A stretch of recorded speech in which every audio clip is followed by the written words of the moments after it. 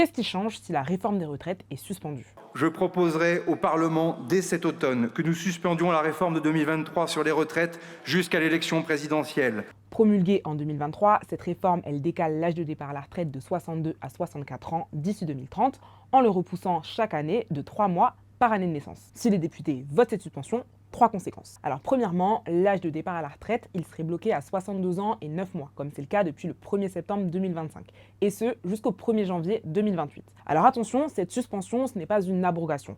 On ne reviendrait pas à un départ à la retraite à 62 ans. Ce serait plutôt une pause dans le processus de réforme. Et le report de l'âge de départ à la retraite, il reprendrait au même rythme à partir de 2028.